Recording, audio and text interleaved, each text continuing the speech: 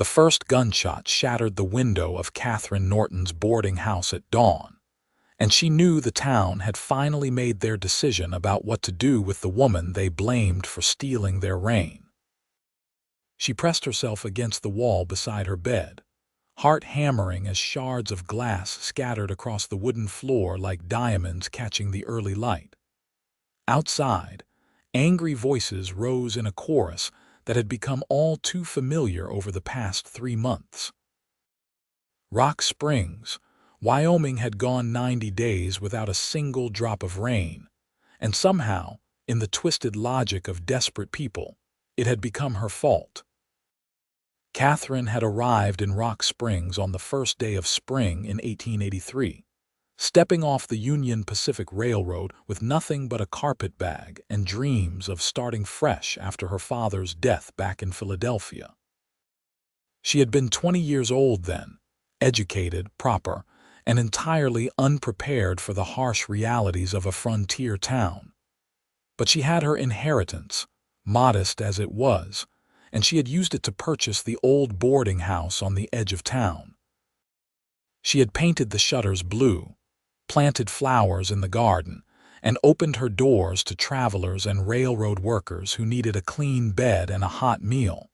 For those first few weeks, everything had been perfect. The spring rains had come right on schedule, turning the high desert plains around Rock Springs into a carpet of wildflowers. The townspeople had been welcoming, even warm. Then, abruptly, the rains had stopped. The wildflowers had withered. The creek that fed the town had begun to run low. And old Esther Grimshaw, the self-proclaimed spiritual leader of Rock Springs, had pointed her gnarled finger at Katherine and declared that the newcomer had brought a curse with her from the east. It was absurd. It was medieval. It was impossible to reason against. Another gunshot rang out, this one splintering the doorframe. Katherine heard Sheriff Dawson's voice trying to calm the crowd, but it was weak, half-hearted.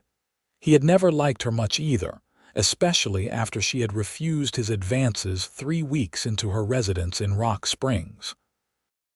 He was 50 if he was a day, with tobacco-stained teeth and wandering hands.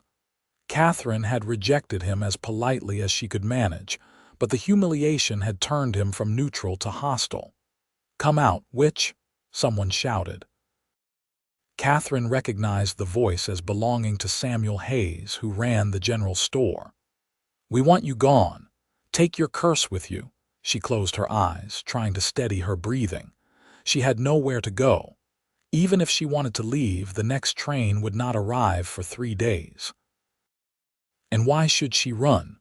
She had done nothing wrong. The drought was a natural phenomenon, something that happened in this arid climate. It was not witchcraft or curses or divine punishment.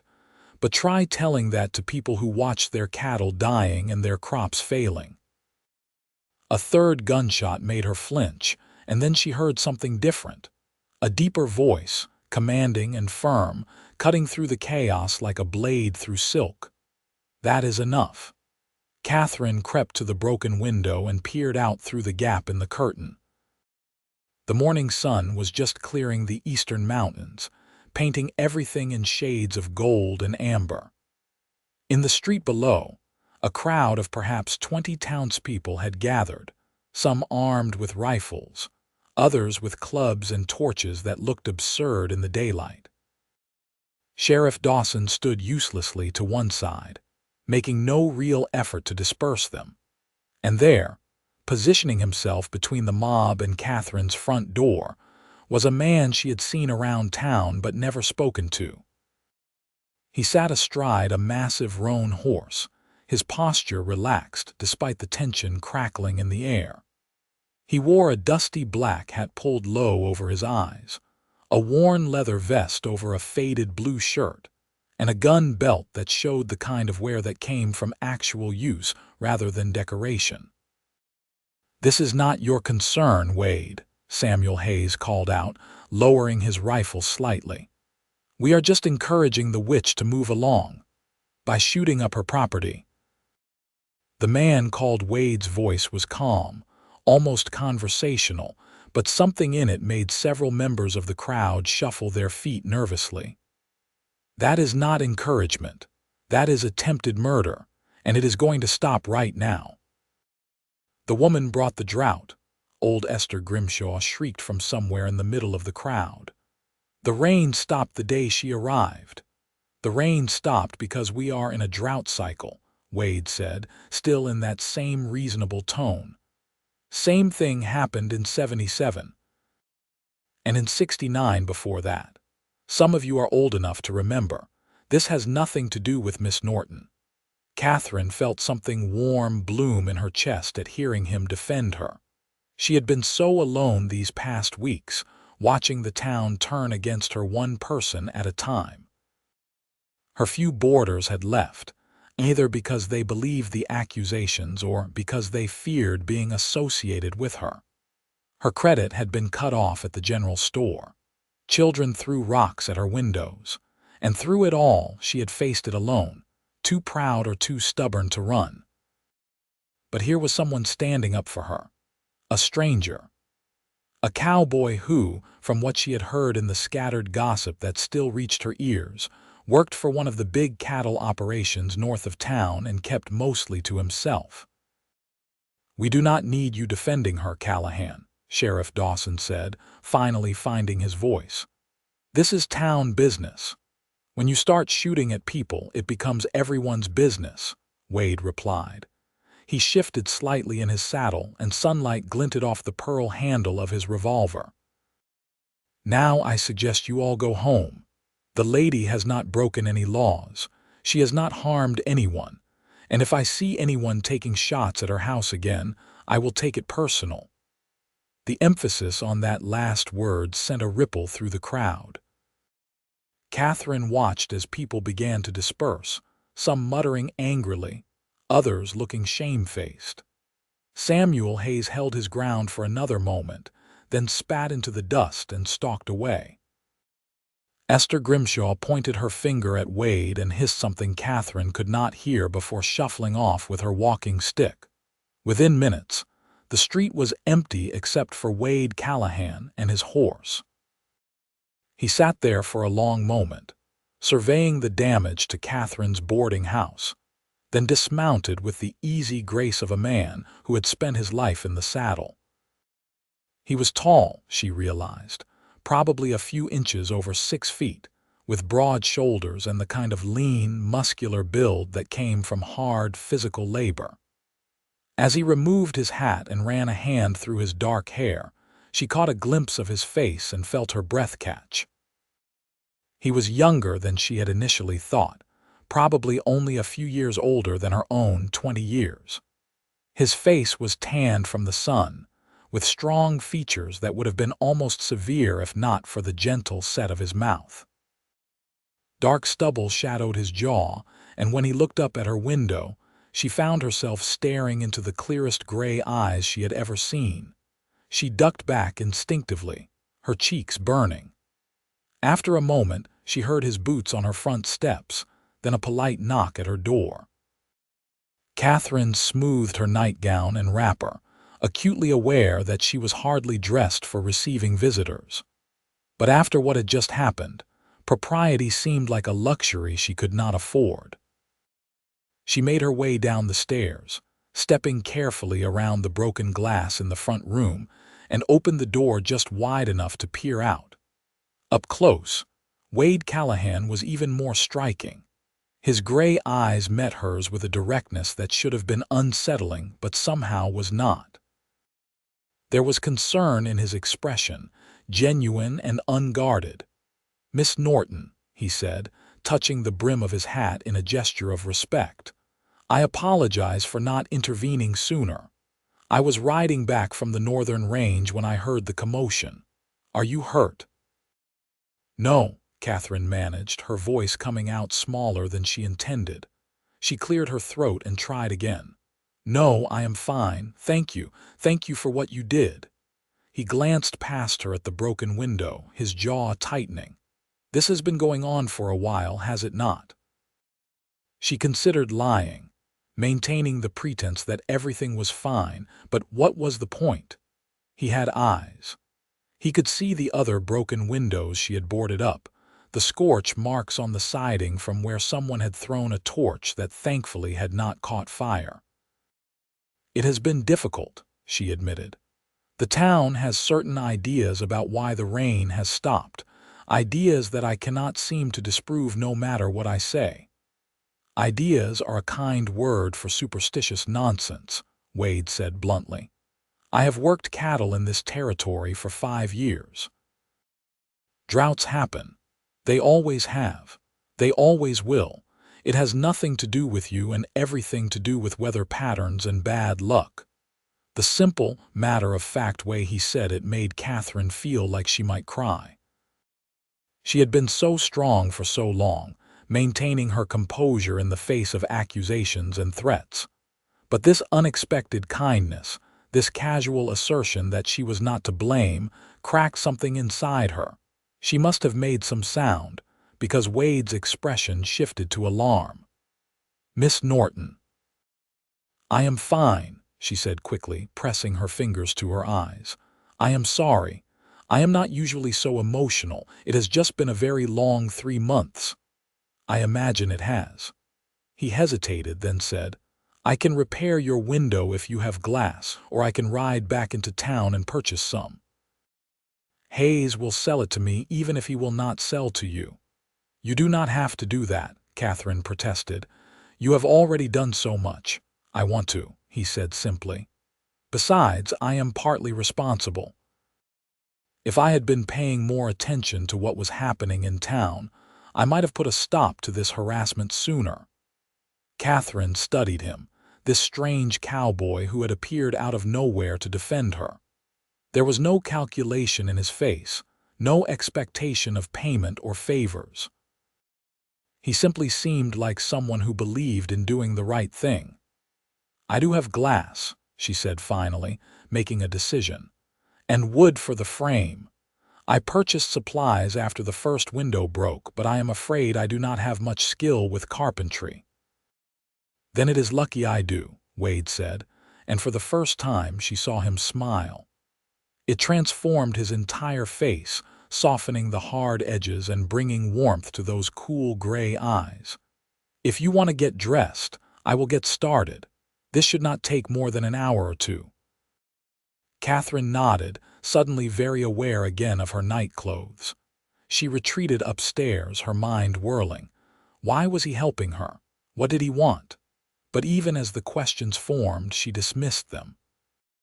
She had become so used to viewing everyone in Rock Springs as a potential threat that she had almost forgotten what simple human decency looked like. She dressed quickly in a practical calico dress and pinned up her dark hair. When she looked in the mirror, she was startled by her own reflection. Her face looked thinner than it had 3 months ago, with shadows under her green eyes that spoke of too many sleepless nights. She had always been pale, but now she looked almost ghostly. The stress was taking its toll. By the time she came back downstairs, Wade had already cleared away the broken glass and was measuring the window frame. He had removed his vest, and she could see the play of muscles beneath his shirt as he worked. Katherine busied herself in the kitchen, putting coffee on to boil and slicing bread for toast. It was the least she could do. They worked in companionable silence for a while, Wade on the window and Katherine attempting to restore some order to her ransacked front room. Someone in the mob had thrown rocks through another window at some point in the past few days, and she had not had the energy to clean up the mess. Now, with Wade's steady presence as a sort of anchor, she found she could face it. "You are from back east," Wade said after a while. "It was not a question. I can hear it in your voice." "Philadelphia," Katherine confirmed. "I came here after my father died. He was a banker. When he passed, I discovered that his affairs were not as well ordered as I had believed. There were debts. By the time everything was settled, I had enough money to start over somewhere new, but not enough to stay in Philadelphia." She paused, then added, "I thought the West would be a place where a woman could make her own way, where the past did not matter as much as what you could build." "It can be," Wade said, carefully fitting a new pane of glass into the frame. "But frontier towns can also be insular, suspicious of outsiders. When times are good, they are welcoming. When times are hard, they look for someone to blame." "And I was convenient," Katherine said bitterly. "You were new," Wade corrected. "That is all. Give them a good rainstorm and they will forget they ever suspected you of witchcraft." "If it ever rains again," Katherine said. Through her window she could see the cloudless sky stretching endlessly in every direction. The relentless sun beat down on the parched earth, and the wind that blew through the street carried only dust and the smell of dying things. Wade looked up at her, and something in his expression made her breath catch again. "It will rain," he said with absolute certainty. "It always does eventually. You just have to wait out the storm. The one made of people, I mean, not water." Katherine brought him coffee when he finished with the window, and they sat together on her front porch. It was a risk, being seen with him, but she was beyond caring what the town thought. Let them add consorting with cowboys to her list of supposed sins. "Tell me about your work," she said, because she wanted to focus on something other than her own troubles. "You said you worked cattle," Wade nodded, sipping his coffee. "I am the foreman for the Circle W Ranch about 15 miles north of here. We run about 3,000 head. It is hard work, especially in this drought. The grass is dying, and we have had to drive the herds farther and farther to find good grazing.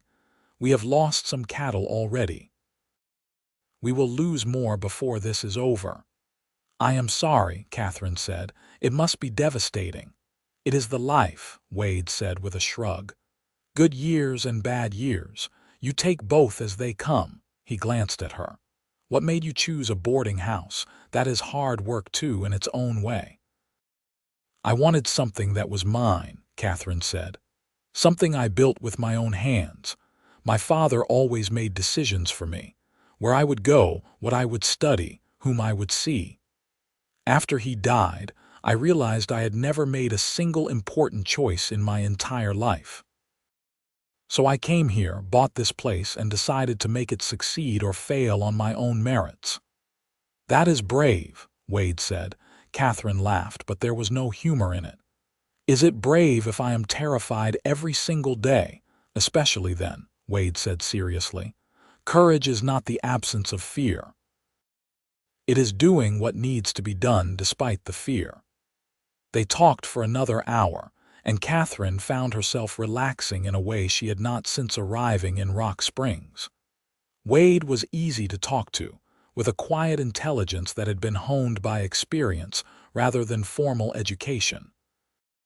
He told her about growing up on a small farm in Kansas, about losing both parents to cholera when he was 16, about drifting west and learning the cattle trade through sheer necessity and determination. He was 24 now, he said, and had been foreman of the Circle W for 2 years. "The owner trusts me," he explained.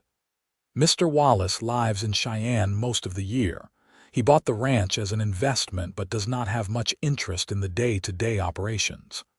As long as I turn a profit and keep the cattle healthy, he leaves me alone. It is a good arrangement." "It sounds lonely," Katherine observed. Wade considered this. "Sometimes," he admitted. "But I like the work, I like the land, and I have the men who work under me. Good people, most of them. We look out for each other." "The way you looked out for me this morning," Katherine said softly. Wade met her eyes. "That was different." "How?" He seemed to struggle for words, then said simply, "Because it was you." The air between them suddenly felt charged with something Katherine could not quite name. She found herself unable to look away from those gray eyes, and she saw her own confusion and longing reflected in them. They had only just met, had spoken for barely a few hours, and yet she felt something shifting inside her. something that felt dangerous and exhilarating all at once. Wade cleared his throat and stood abruptly. "I should go. I need to get back to the ranch, but I will come by tomorrow to check on you, make sure there are no more incidents." "You do not have to," Katherine started to say, but he cut her off. "I want to," he said again, and there was something in his voice that made it clear this was not up for debate. "Lock your doors tonight. Keep away from the windows. If anyone comes around causing trouble, you fire a shot into the air. I will hear it." "Your ranch is 15 miles away," Katherine pointed out. "Then I will ride fast." He settled his hat back on his head, then paused. "Miss Norton, I know we have only just met, but I want you to know that you are not alone in this. Whatever the town thinks, whatever they try to do, I will not let them hurt you." Katherine felt tears prick her eyes again. "Why?" she whispered. "Why would you put yourself at risk for a stranger?" Wade smiled that transforming smile again. "Because the moment I saw you standing in that window with the sun in your hair, looking scared but defiant, refusing to be driven out of your own home, I knew you were not a stranger. Not to me." He left before she could respond, swinging up onto his horse and riding off down the dusty street. Katherine watched him go, one hand pressed to her heart, feeling something she had not felt in months: hope. The next few days established a pattern. Wade would arrive at Katherine's boarding house each morning, ostensibly to check on repairs or ensure that the mob had not returned. They would end up talking for hours, sharing stories and dreams and fears with the kind of openness that usually took years to develop. Katherine learned that Wade's favorite food was apple pie, that he had a scar on his left shoulder from a cattle rustler's bullet, and that he could recite poetry he had memorized from a book his mother had loved. Wade learned that Katherine played the piano, that she missed the theater and museums of Philadelphia, and that she had once dreamed of becoming a teacher before her father had declared such ambitions unsuitable for a woman of her station. The drought continued. The sky remained a pitiless blue dome overhead. The temperature climbed into the 90s every afternoon, and dust devils danced through the streets of Rock Springs like mocking spirits. Tempers in town grew shorter. There was a fist fight outside the saloon over a card game. Two families packed up their belongings and left on the eastbound train, giving up on their homestead claims. And the dark looks directed at Katherine grew more frequent and more hostile. But Wade was always there, a bulwark between her and the town's anger. His presence became a kind of shield. People still muttered and glared, but they did not throw rocks or fire guns anymore. Not when Wade Callahan might hear about it. "They are afraid of you," Katherine said one afternoon as they sat on her porch, shelling peas for supper. She had insisted on cooking for him after all he had done, and he had accepted with an eagerness that suggested the food at the ranch was not particularly good. "Not afraid," Wade corrected. "Respectful. There is a difference. I have a reputation for being fair but not someone to cross. I earned that reputation honestly over the past 5 years." "Have you killed men?" Katherine asked, then immediately felt foolish. "I am sorry. That is not my business." "I have," Wade said quietly. 3 men. 2 cattle rustlers who fired on me and my crew first.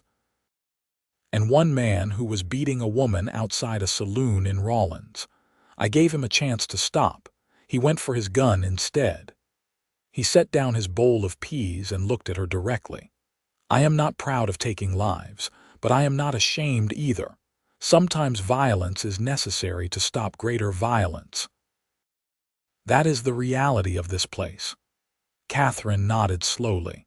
She was beginning to understand that the West operated by different rules than the civilized East.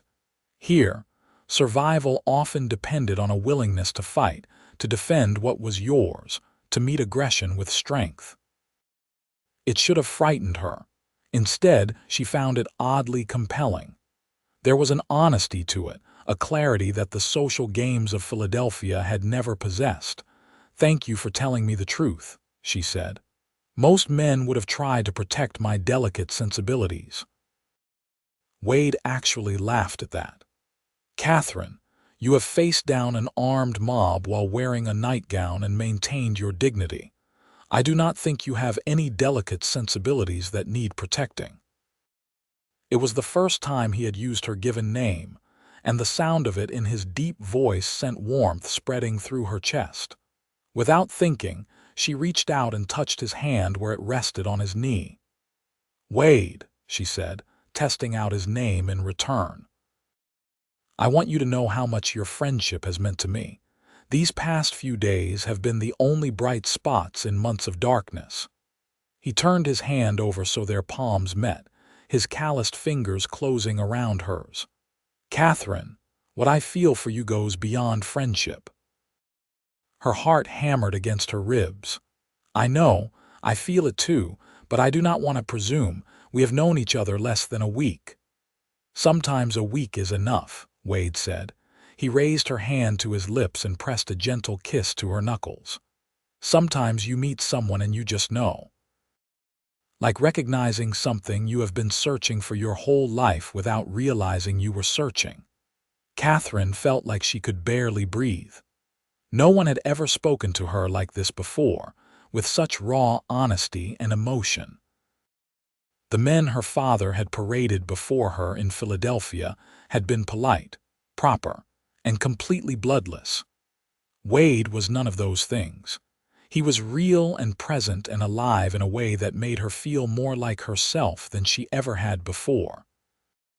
"If circumstances were different," she began, but he shook his head. "Circumstances are what they are. The question is what we do about them." "The town already hates me," Katherine pointed out. "If they think I am involved with you, it will only make things worse. They will say I have bewitched you too." "Let them say what they want," Wade said fiercely. "I do not give a damn what this town thinks. I care about you, about keeping you safe, about making you smile, because when you smile it is like the sun breaking through clouds." Katherine felt tears spill down her cheeks, but for once they were not tears of fear or frustration. "That is the most beautiful thing anyone has ever said to me." Wade reached up and gently wiped the tears away with his thumb. "I am not good with words, but I mean everyone. Katherine, I know this is fast. I know we should probably take more time, court properly, do things the way respectable people do. But I look at you and all I can think is that I want to spend every day for the rest of my life making sure you are happy and safe. Is that insane?" "If it is, then we are both insane," Katherine whispered. "Because I feel the same way." He leaned in slowly, giving her time to pull away if she wanted to. She did not want to. When his lips met hers, it was gentle at first, almost questioning. Then she responded, kissing him back with all the pent-up emotion and longing of the past months. And the kiss deepened into something that made her feel like she was falling and flying at the same time. When they finally broke apart, both breathing hard, Wade rested his forehead against hers. "I am going to marry you, Katherine Norton, properly with a preacher and everything. But first, I need to figure out how to keep you alive long enough to say yes." She laughed shakily. "That is the most unromantic proposal I have ever heard." "Good thing it is not actually a proposal yet," Wade said, grinning. "When I do it for real, I will find a better way. Maybe compose a poem or something." "Please do not," Katherine said, still laughing. "Your prose is perfect as it is." They spent the rest of the afternoon together, talking and planning and stealing kisses like teenagers. Wade told her about the ranch, about his dreams of eventually owning his own spread, about maybe running horses in addition to cattle. Katherine told him about wanting to turn her boarding house into something special, a place where travelers felt welcome and cared for, maybe even expanding into a proper hotel someday. They built castles in the air, futures that seemed impossible given the current drought and the town's hostility. But that felt real and achievable when they were together. As the sun began to set, painting the sky in shades of orange and purple, Wade reluctantly stood to leave. "I will be back tomorrow," he promised. "Earlier this time. We can ride out to the ranch if you want. I can show you the land, introduce you to some of the crew." "I would like that," Katherine said. Then, more quietly, "Be careful riding back. I know some of the men in town are not happy about your defense of me." "I can take care of myself," Wade assured her. But he checked his gun before mounting up, and Katherine noticed that he rode out of town on back streets, avoiding the main thoroughfares where the saloons were starting to fill up with men who had nothing to do but drink and complain about the drought. That night, Katherine could not sleep. She lay in her bed, staring at the ceiling, reliving every moment of the day. Wade's kiss, his words, the way he looked at her like she was something precious and worth protecting. She had never felt this way about anyone before. The few beaux her father had approved of had been boring at best, actively unpleasant at worst. But Wade was different. He challenged her, supported her, made her want to be braver and stronger. She must have eventually dozed off, because she woke with a start to the sound of breaking glass downstairs. For one confused moment, she thought she was dreaming, reliving the morning Wade had first appeared. Then she smelled smoke. Katherine bolted out of bed and ran to her door. When she opened it, she could see orange light flickering at the bottom of the stairs. Fire. Someone had set her boarding house on fire. Panic seized her, but she forced it down. She had minutes at best to get out. She grabbed her carpet bag, stuffed in her father's watch and her mother's jewelry, the deed to the boarding house, and what little cash she had hidden in her dresser. Then she soaked a towel in the basin on her dresser and held it over her mouth as she opened the door again. The fire had spread quickly. The dry wood of the old building was going up like kindling. Smoke filled the stairwell, thick and choking. Katherine crouched low, remembering something she had read about smoke rising, and felt her way down the stairs. The heat was intense. She could hear the crackle of flames consuming her home, all her dreams, everything she had worked for. She made it to the front door and stumbled out into the street, gasping and coughing. The cool night air felt like a blessing on her scorched lungs. Behind her, flames were already licking out of the downstairs windows. Within minutes, the entire structure would be engulfed. A few townspeople had emerged from their homes, drawn by the light and noise. But none of them moved to help. They just stood there, watching her boarding house burn, their faces impassive in the firelight. Katherine wanted to scream at them, to demand that they do something, but her smoke-damaged throat could not manage more than a hoarse croak. She sank to her knees in the middle of the street, clutching her carpet bag, and watched everything she owned turn to ash. It was Sheriff Dawson who finally ambled over, taking his time about it. "Looks like you had some bad luck, Miss Norton," he said, and there was satisfaction in his voice. "Probably a spark from your stove. These old buildings go up real easy." "This was not an accident," Katherine managed to rasp out. "Someone threw something through my window. I heard the glass break." "Did you see anyone?" Dawson asked, already knowing the answer. "No, but I know what I heard." "Well, without witnesses, there is not much I can do," the sheriff said with a shrug. "My advice is to take the insurance money and move on. Rock Springs clearly is not the right place for you." Katherine looked up at him, at the cruel satisfaction in his eyes, and understood. He had probably known about the fire before it started. Might have even been part of the planning. This was not random violence. This was a coordinated effort to drive her out. She might have given up right then if she had not heard the sound of hoofbeats thundering down the street. Wade appeared out of the darkness like an avenging angel, his horse lathered with sweat. He must have ridden at a breakneck pace to get here so quickly. He vaulted off his horse before it had fully stopped and ran to Katherine, dropping to his knees beside her. "Are you hurt?" She shook her head, unable to speak past the lump in her throat. Wade pulled her against his chest, and she buried her face in his shirt, finally allowing herself to cry. His arms were strong and warm and safe, and for a moment she let herself pretend that everything would be okay. Over her head she heard Wade talking to the sheriff. "Who did this?" "Looks like an accident," Dawson said smoothly. "Old building, dry wood. These things happen." "These things do not just happen," Wade said, and there was steel in his voice. "Someone is going to answer for this." "Are you threatening someone, Callahan? Because I will have to arrest you for disturbing the peace." "Try it," Wade said flatly. "See what happens." There was a long moment of tense silence. Then Dawson backed down, as Katherine had known he would. For all his bluster, the sheriff was a coward at heart. "Just take your woman and get out of here," he muttered. "This is not your fight." "She is my woman," Wade said, "which makes it exactly my fight." He helped Katherine to her feet and guided her to his horse.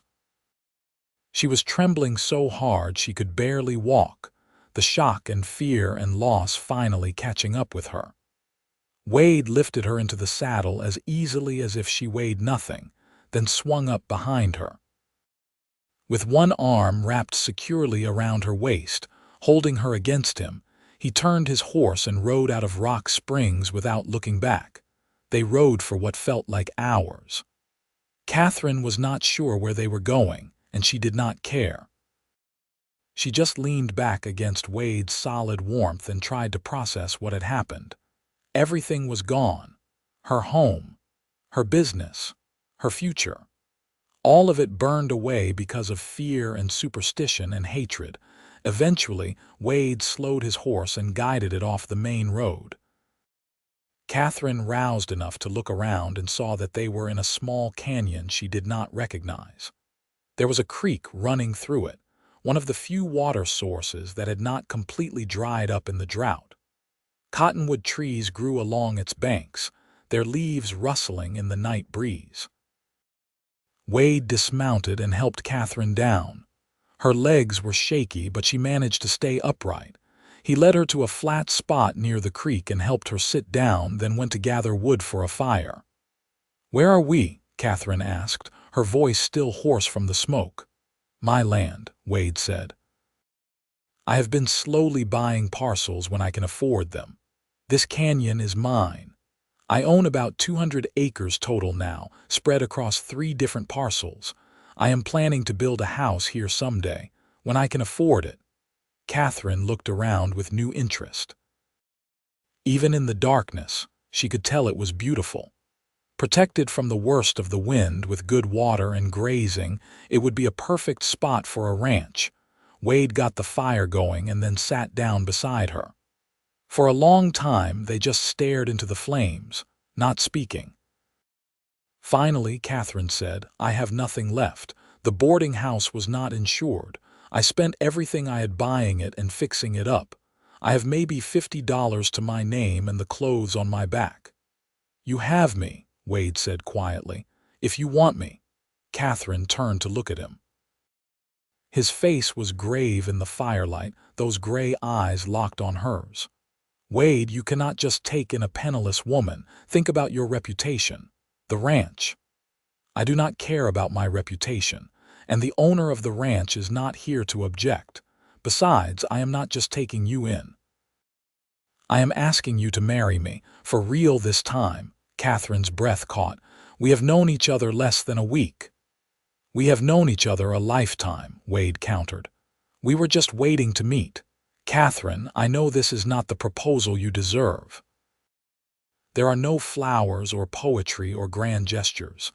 But I am asking you anyway because I cannot stand the thought of you being out there alone and vulnerable.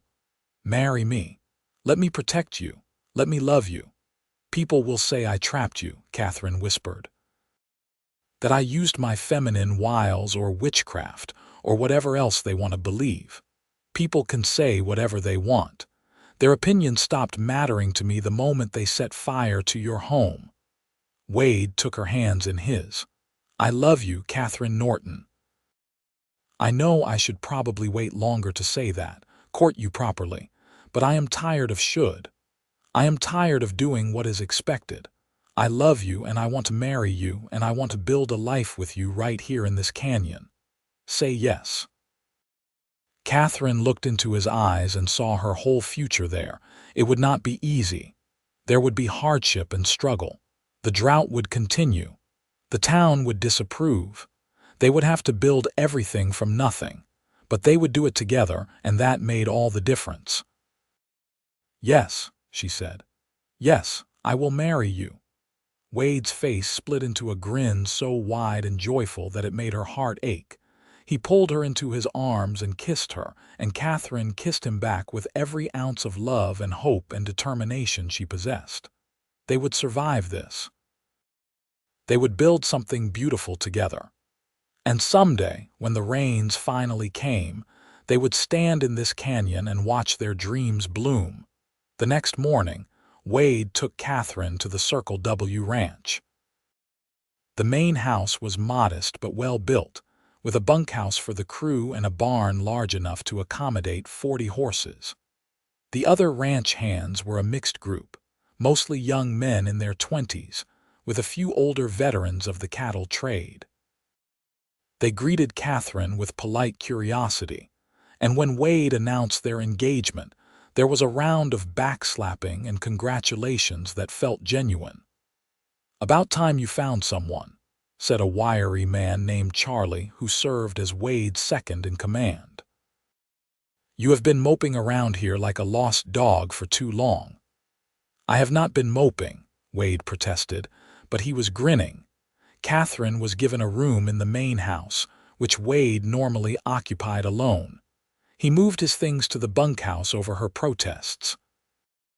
"It is not proper for us to share quarters until we are married," he said firmly. "We will do this right, Katherine. I will not give the gossips any more ammunition than they already have." They were married 3 days later by a traveling preacher who happened to be passing through on his circuit.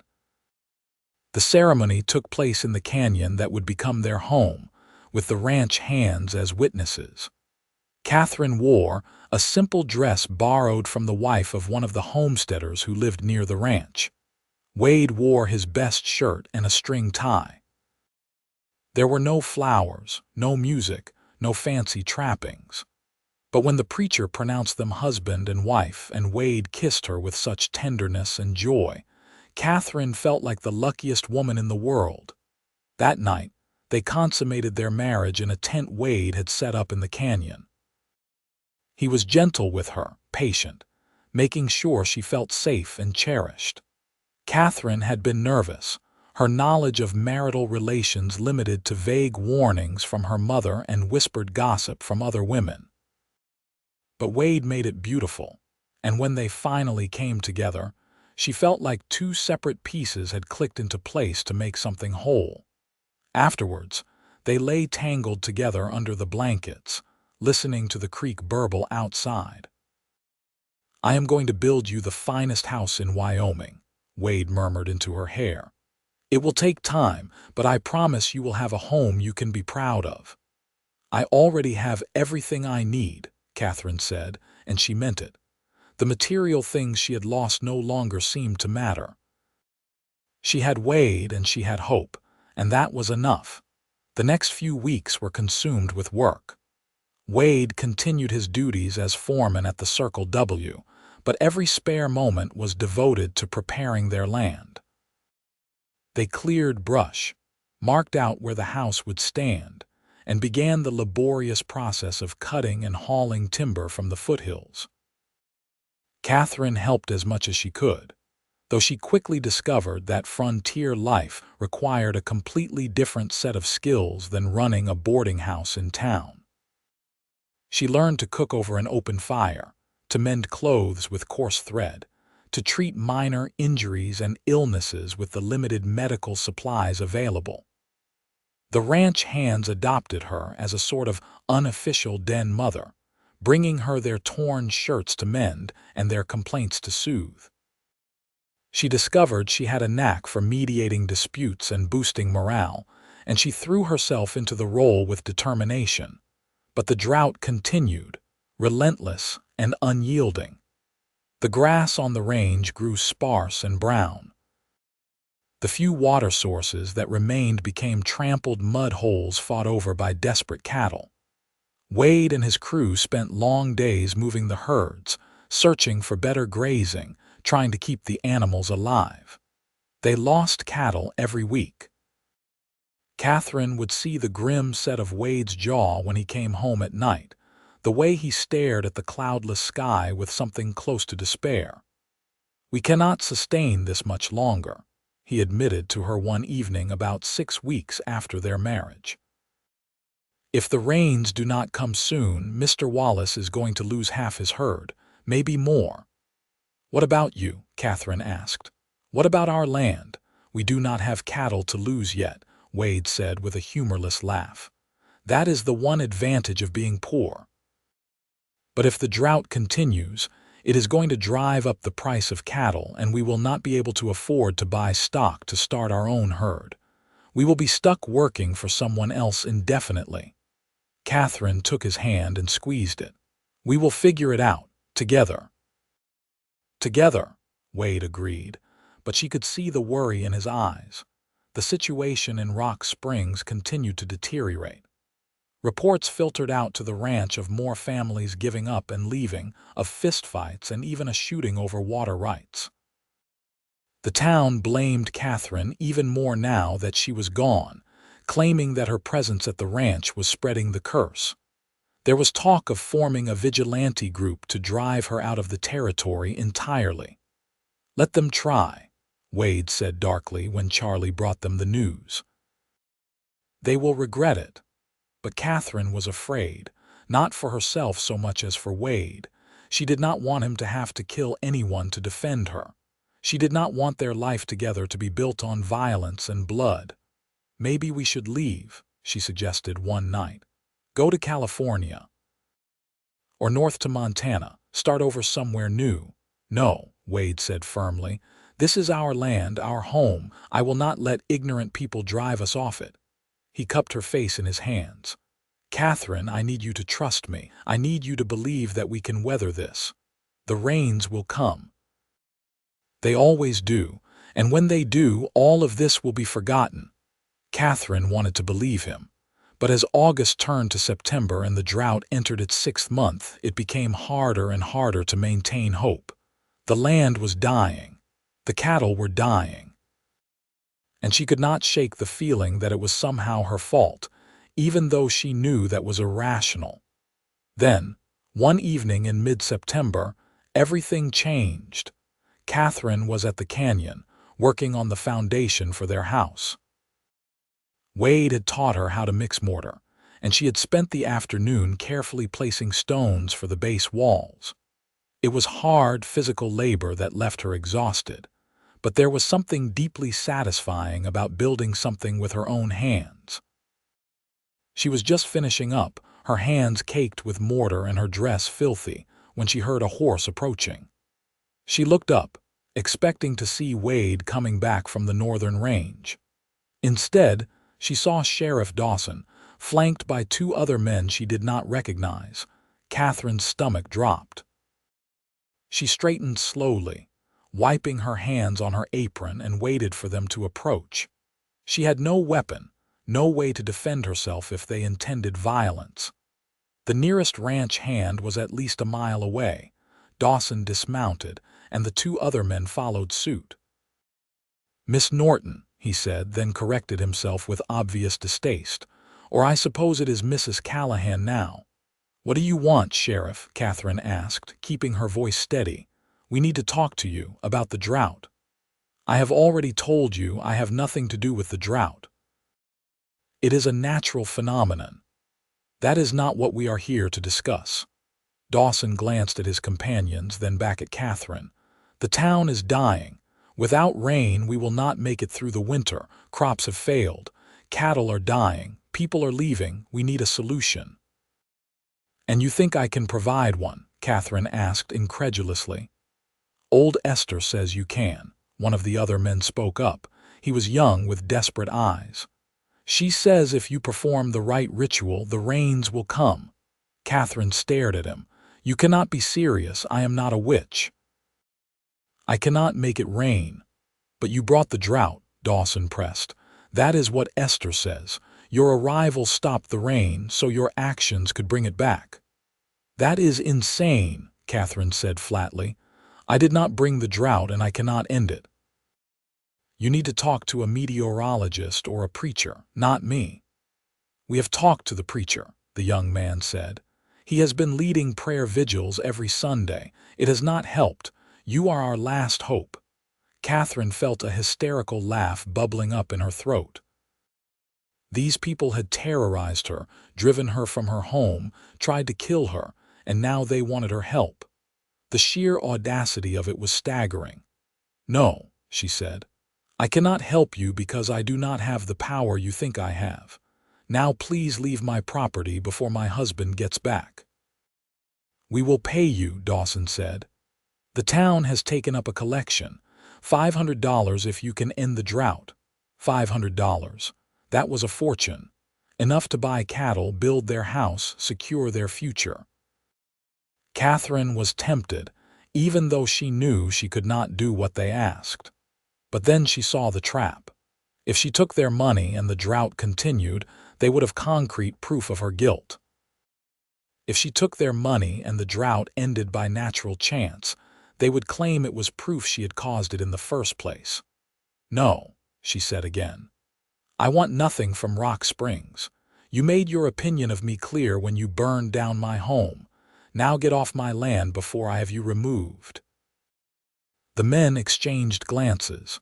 The young one looked like he might argue, but Dawson shook his head. Have it your way, witch. But when the town dies, it will be on your conscience. They mounted up and rode off. Katherine watched them go, her hands shaking with suppressed rage and fear.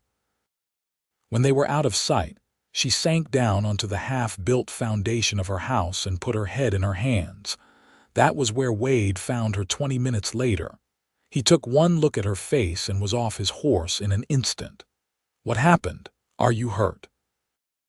Katherine told him about the visit, about the insane request and the thinly veiled threats. Wade listened with growing fury, his jaw clenched so tight she could see the muscle jumping. They have lost their minds, he said when she finished. The drought has driven them mad. What are we going to do? Katherine asked. They are not going to give up. Even if the drought ends tomorrow, they will always believe I had something to do with it. Wade was quiet for a long moment, thinking. Then he said, we make our own rain. What? Hear me out. Wade sat down beside her on the foundation stones. I have been thinking about this. The drought is real, but it is also psychological. The town is in a panic, and panic makes people irrational. What they need is a symbol, something to give them hope, to break the spiral of fear. How does that involve making rain? Katherine asked, confused. Cloud seeding, Wade said. I read an article about it in a cattleman's journal last year. Scientists have been experimenting with ways to induce rainfall by introducing certain chemicals into clouds. Silver iodide, I think it was. The results were inconclusive, but the theory is sound. You have silver iodide? Katherine asked skeptically. No, Wade admitted. But I have something else, smoke. Fire creates updrafts. Under the right conditions, those updrafts can help form rain clouds. Katherine looked at him like he was crazy. You want to start a fire to end a drought? A controlled fire, Wade corrected. In the hills west of town. If we time it right, if the conditions are even remotely favorable, it might be enough to trigger a storm. Or at least give the appearance of triggering one. Either way, the town gets their rain and you get credit for ending the drought instead of causing it.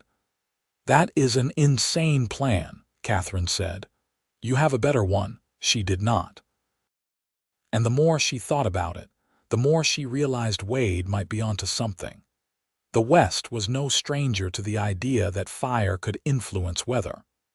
Native tribes had been using controlled burns for generations, partly for land management and partly for spiritual reasons. And there was something poetic about fighting fire with fire, drought with smoke. "When would we do this?" she asked. Wade squinted up at the sky. "The wind has been shifting the past few days, coming from the west instead of the south. That usually means a change in weather patterns. If we are lucky, there are storms building in the mountains. We just need to give them a reason to come this way. And if we are not lucky, then we will have wasted some time and effort," Wade said, "but we have nothing to lose by trying." They spent the next 3 days preparing. Wade consulted with some of the older ranch hands who had experience with controlled burns. They identified a rocky hillside west of Rock Springs that had good natural fire breaks and would create maximum smoke with minimum risk of the fire spreading out of control. Wade sent word to the town through one of the hands, a cryptic message that Katherine Callahan would attempt to end the drought on the 4th day, and that all interested parties should gather on the ridge overlooking the western hills to witness. Katherine was terrified. This whole plan relied on chance and luck and weather patterns she did not understand. If it failed, she would be a laughingstock at best, lynched at worst. But Wade believed in it, and she believed in Wade, so she put on her bravest face and tried to project confidence she did not feel. On the appointed day, they rode out to the hillside with Charlie and 2 other ranch hands. Word had spread through Rock Springs, and as they approached the designated spot, Katherine was shocked to see at least 50 people gathered on the ridge to watch. She recognized Sheriff Dawson, Samuel Hayes, old Esther Grimshaw, and dozens of other townspeople who had made her life miserable. "Quite the audience," Wade muttered. "No pressure." They dismounted at the base of the hill. Wade had brought cans of kerosene to help get the fire started quickly. The plan was to ignite 3 separate fires in a line across the hillside, creating a wall of smoke that would rise into the atmosphere. If conditions were right, the updrafts would help form clouds. And if they were very lucky, those clouds would drop rain. Katherine looked up at the sky. It was the same pitiless blue it had been for months, but she thought maybe, just maybe, there was a slight haziness to the west that had not been there before. Or maybe that was just wishful thinking. Wade handed her a torch. "Ready?" "No," Katherine said honestly, "but let us do it anyway." They spread out along the base of the hillside with the ranch hands. On Wade's signal, they all lit their torches and touched them to the brush. The dry vegetation caught instantly, flames roaring to life with terrifying speed. Within minutes, the entire hillside was ablaze, smoke billowing into the sky in thick black columns. Katherine backed away from the heat, shielding her face with her arm. It was like staring into the mouth of hell. For a moment, she was back in her burning boarding house, choking on smoke and fearing for her life. Then Wade's hand found hers, steadying her, and the memory faded. They watched the fire burn, feeding on the dry brush and dead grass. The smoke rose higher and higher, a dark pillar against the blue sky. On the ridge, the townspeople watched in silence. Katherine could feel their eyes on her, could sense the mixture of hope and skepticism and lingering hostility. Minutes passed. Then an hour. The fire began to burn itself out, having consumed everything combustible in its path. The smoke thinned, and the sky remained stubbornly, endlessly blue. Katherine felt her heart sink. It had not worked. She had made a fool of herself in front of the entire town. They would never let her forget this. She would be the crazy woman who thought she could make rain by setting fires. Then Charlie said, "Boss, look west." Everyone turned, and there, on the western horizon, Katherine saw something that made her breath catch. Clouds.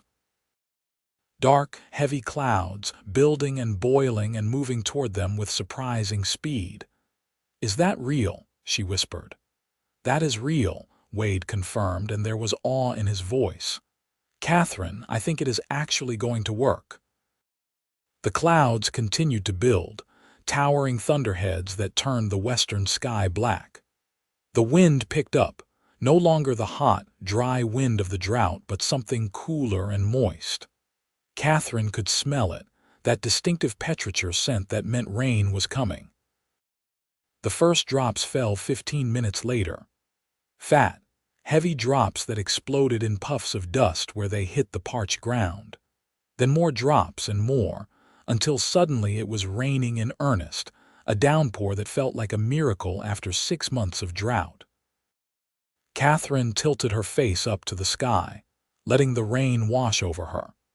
She was laughing and crying at the same time, dizzy with relief and joy and sheer disbelief that their crazy plan had actually worked. Beside her, Wade let out a whoop of triumph and lifted her off her feet, spinning her around. On the ridge, the townspeople were going wild. They were cheering, dancing, hugging each other. Someone started singing and others joined in. Even old Esther Grimshaw was smiling, her wrinkled face turned up to the rain. Sheriff Dawson made his way down from the ridge, slipping in the mud that was already forming. He stopped in front of Katherine, and for a moment she tensed, expecting accusations or threats. Instead, he removed his hat and said, "Miss Katherine, it seems we owe you an apology, a considerable one." Katherine was too shocked to respond. Wade stepped up beside her, his arm around her waist. "Katherine is my wife," he said firmly. "And she deserves a hell of a lot more than an apology from this town. But it is a start." Dawson nodded. "You are right. We let fear turn us into something ugly. We blamed an innocent woman for something beyond anyone's control. And then you, Mrs. Callahan, you saved us anyway. After everything we did to you, you still found a way to bring us rain." "I did not bring the rain," Katherine said, finding her voice. "The weather changed. That is all. Wade had the idea to use fire to help trigger the storm, but this would have happened anyway. We just helped it along." "You can explain it however you want," Dawson said. "But to this town, you ended the drought.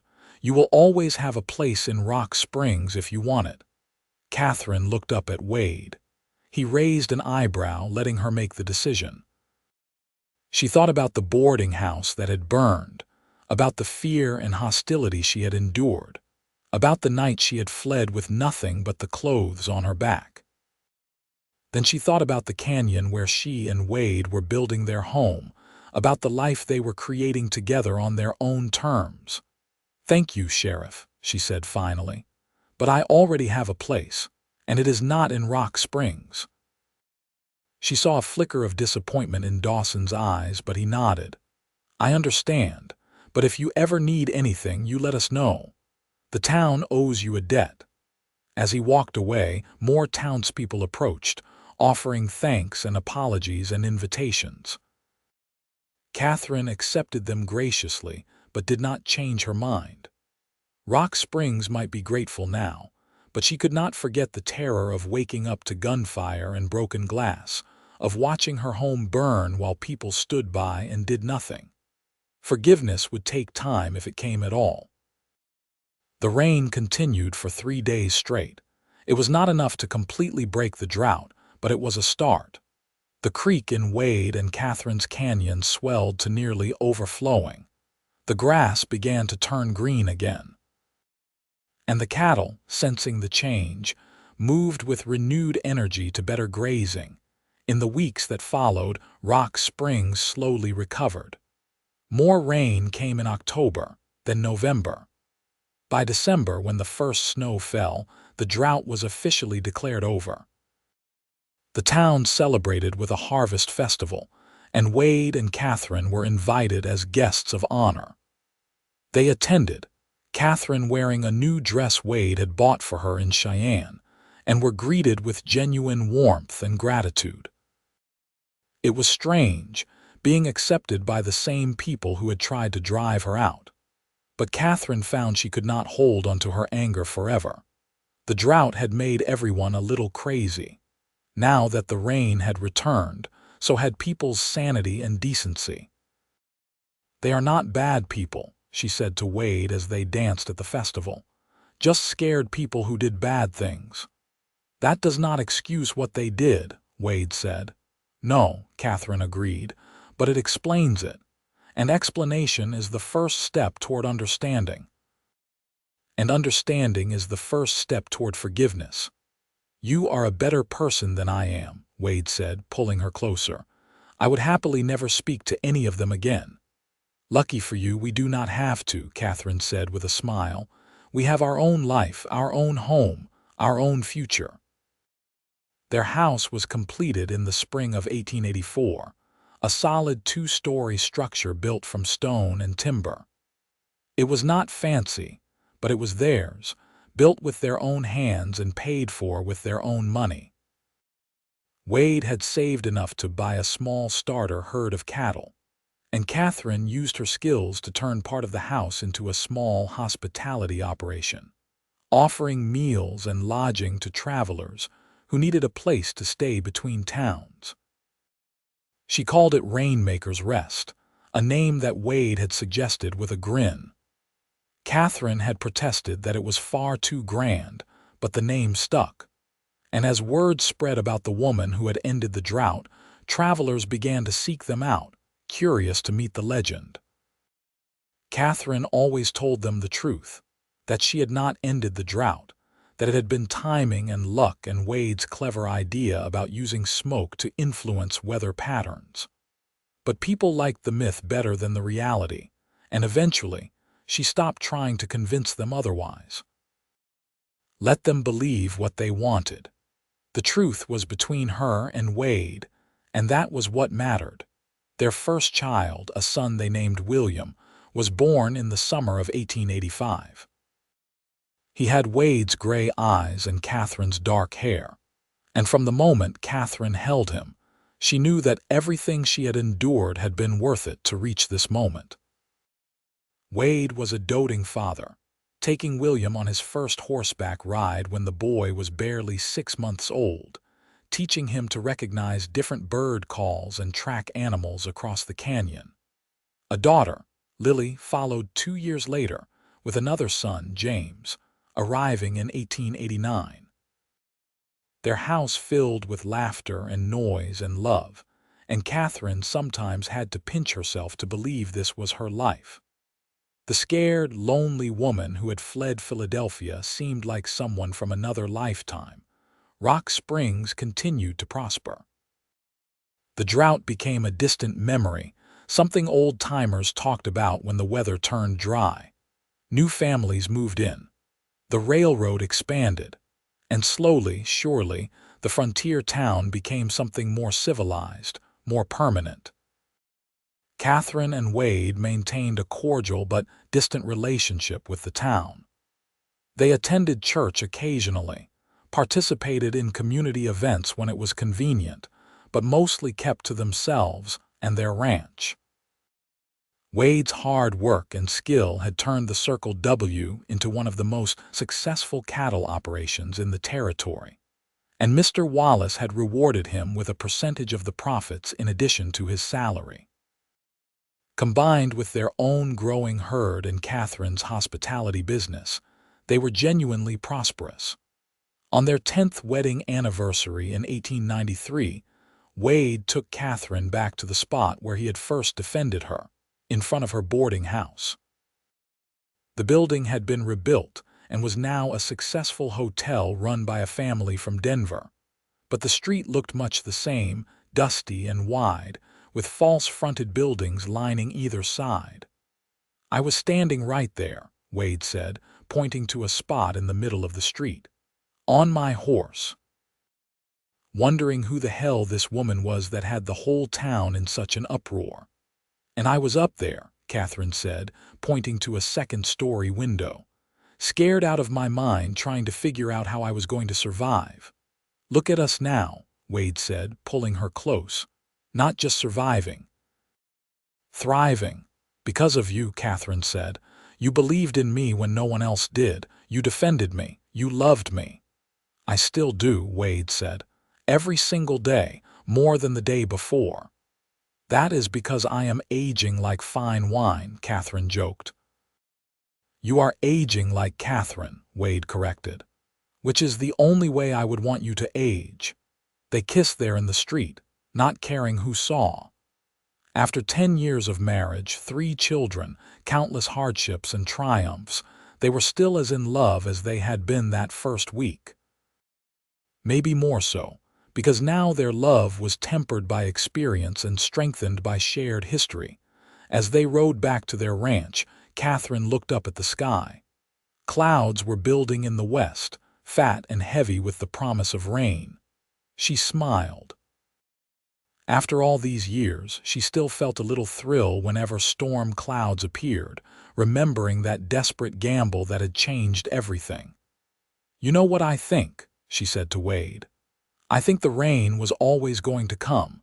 The timing was just coincidence. Does it matter? Wade asked. Coincidence or miracle, the result was the same. The drought ended, the town survived, and we found each other. I suppose you are right, Katherine said. Sometimes it is not about what actually happened, it is about what people believe happened, and what they choose to do with that belief. Deep thoughts from my philosopher wife, Wade teased. Your philosopher wife who is about to beat you back to the canyon, Katherine said, and she spurred her horse into a gallop. Wade laughed and gave chase, and they raced across the high desert plains with the storm clouds building behind them. By the time they reached home, the first drops were starting to fall. They put the horses away and ran inside, laughing like children, just as the downpour began in earnest. Their children were waiting. William, now 8 and already showing signs of becoming a fine horseman like his father. Lily, 6 and clever as a whip. Little James toddling around and getting into everything. Katherine gathered them all close, with Wade's arms around her from behind, and they watched the rain through the window together. Tell us the story, Lily demanded, as she always did when it rained. Tell us about how Mama brought the rain. Mama did not bring the rain, Katherine said patiently. The rain came because weather patterns shifted and conditions became favorable for precipitation. Tell us the real story, William said, rolling his eyes at his mother's scientific explanation. Wade caught Katherine's eye and grinned. The real story, he said, is that your mother is magic, but not the kind of magic the town thought. She is magic because when I look at her, I see sunshine even on the cloudiest day. Because her smile makes me feel like everything is going to be okay, no matter how hard things get. Because she turned a broken-down cowboy into the luckiest man in Wyoming. Papa is being sappy again, William announced, but he was smiling. Your father is being truthful, Katherine corrected, her eyes suspiciously bright. And you should always tell the truth. But the story, Lily insisted. Tell us about the fire and the smoke and the storm. So Katherine told them, as she had told them dozens of times before. She told them about the drought and the fear, about the town's accusations and the fire that destroyed her first home. She told them about the cowboy who had defended her when no one else would, about the desperate plan to make rain with smoke and fire, about the miracle of those first drops falling after 6 months of endless blue sky. She edited out the worst parts, the terror and the violence, because they were still young. But she kept the essential truth, that sometimes you had to take a chance, even when the odds were against you, that love could bloom in the harshest conditions. And that rain always comes, eventually, to those patient enough to wait for it. Later that night, after the children were in bed and the rain had softened to a gentle patter, Katherine and Wade sat on their porch, wrapped in blankets and each other.